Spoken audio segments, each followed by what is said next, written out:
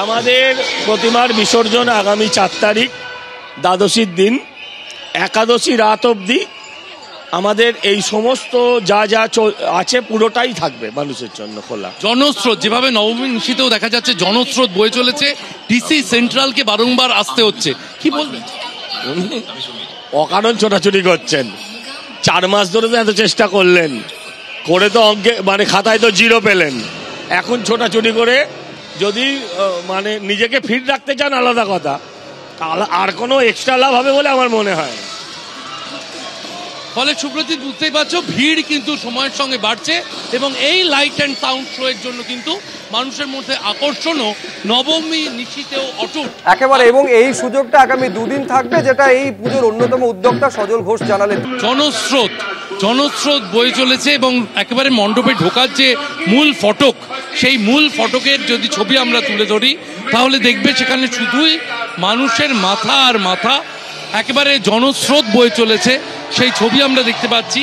কাতারে কাতারে মানুষ কলকাতার বিভিন্ন প্রান্ত থেকে তারা আসছেন, শুধু কলকাতা নয়, জেলা রয়েছে এবং ভিন রাজ্য থেকে অনেকে আসছেন, তারা এসে এই অপারেশন সিঁদুর নবমী নিশীতে দেখতে চাইছেন।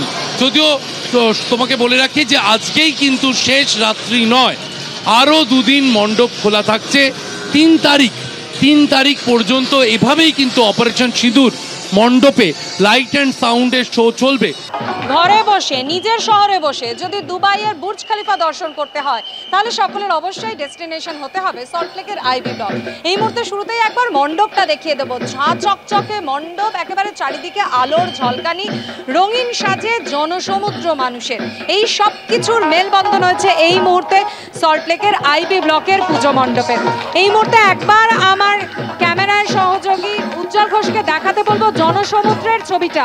কাতারে কাতারে মানুষ রাত বাড়ার সঙ্গে সঙ্গে ভিড় জমাচ্ছেন এখানকার পুজো মণ্ডপে।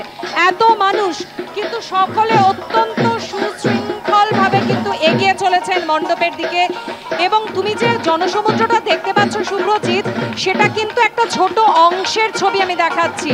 বাইরে কিন্তু এর 2-3 গুণ মানুষ দীর্ঘ সময় ধরে অপেক্ষা করছেন একবার মণ্ডপের ভিতরে যাওয়ার জন্য, কিন্তু কারোর মধ্যে কিন্তু কোনো তাড়াহুড়ো নেই, সকলে অত্যন্ত ধৈর্যের সঙ্গে অপেক্ষা করছেন। আসলে শহরে বসে দুবাই দর্শন হবে যে, তাই সকলেই মহানন্দে অপেক্ষা করছেন। দেখতেই পাচ্ছ আলোর ঝলকানি, এখানে শুধুমাত্র কিন্তু মণ্ডপটা এত সুন্দর করে সাজানো হয়েছে তাই নয়, তার সমানে সঙ্গে সঙ্গে চলছে লাইট অ্যান্ড সাউন্ড শো। সব মিলিয়ে নবমী নিশীতে মন খারাপ তো একটু থাকবেই, কিন্তু সেটাকেও ছাপিয়ে যাচ্ছে উৎসবের একেবারে শেষ ল্যাপের এই পারদ, এই উত্তেজনার পারদ, উন্মাদনার পারদ, যা একেবারে তুঙ্গে উঠেছে সল্টলেকের আইভি ব্লকের পুজো মণ্ডপে।